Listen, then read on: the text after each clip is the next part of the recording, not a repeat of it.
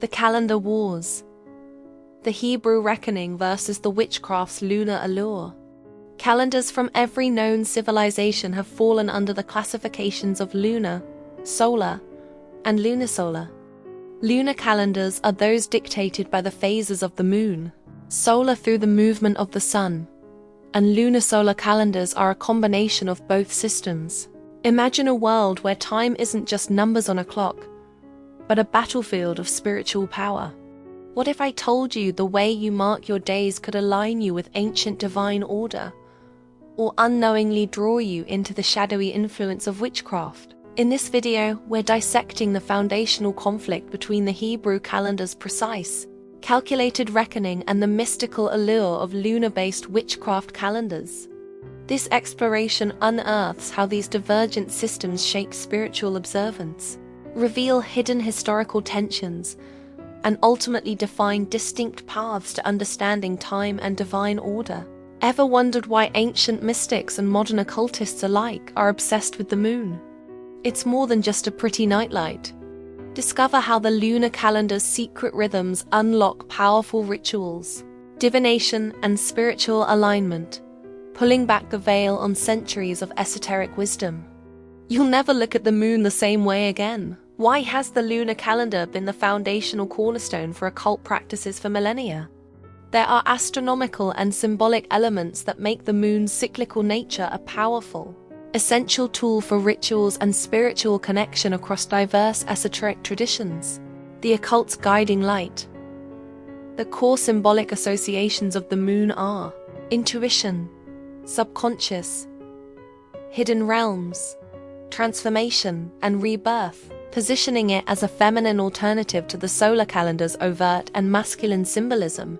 Thereby, adhering to a lunar calendar inherently aligns one with these moon worship principles. Each lunar phase, new, waxing, full, and waning, offers unique energetic windows for different magical intentions, unlike the sun's constant singular radiance, and how these specific alignments are a direct expression of lunar devotion and worship.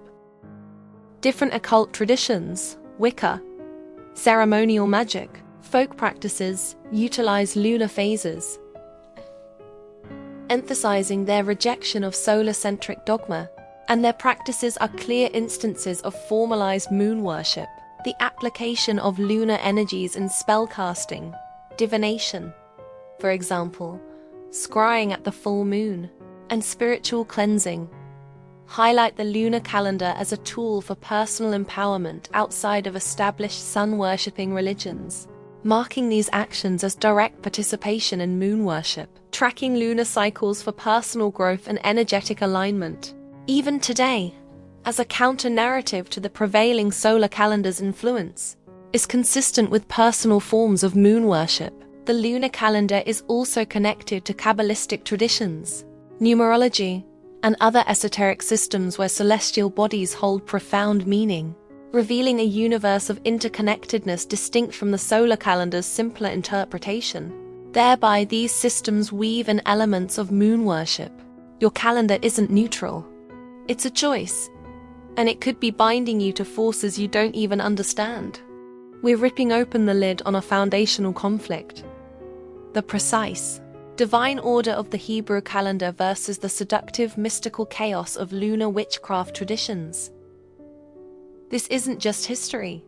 It's a revelation about the spiritual battle over time itself. I think it's fairly obvious to most people who are enduring this walk with Yahusha that the solar calendars are incorrect.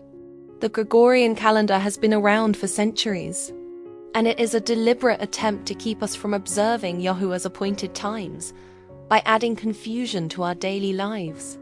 There are New Age solar calendars that many are using, but they are still incorrect. The Hebrew calendar's precision, Abraham's vision, and the calculated lunar solar system for precision was paramount for religious festivals and agricultural cycles.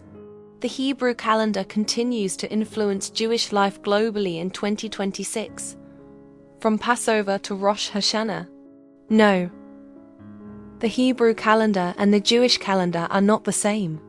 There is spiritual significance of each month and festival, which links time to divine covenant and communal identity, the Genesis blueprint. Before clocks or algorithms, Yahuah set 2 great lights in the firmament, for signs and for seasons, and for days and years, Genesis 1:14. The moon and sun are Yahuah's original timekeepers. Unlike purely lunar or solar systems, Yahuah's calendar dances between both. The moon dictates the months, and the sun anchors the year and seasons. What may be the oldest lunar solar calendar is the original Yahuah calendar. According to Moses, new moons were determined through the visual observation of a slim crescent of a new moon.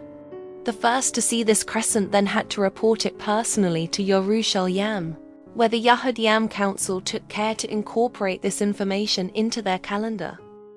The new moon doesn't just mark a new month, but signals the true start of Yahuah's appointed times, unlocking months and seasons, the feast days realigned. The biblical New Year.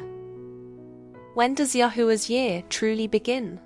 Not January 1st. There are 4 major solar events every year: the spring equinox, the summer equinox, the fall equinox, and the winter equinox.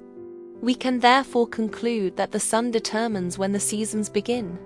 The spring equinox helps us determine the first month of the year. The first new moon after the spring equinox is the first month of the year. It is called Abiab, or better known as Nisan from the Babylonian names for months. Feast day precision.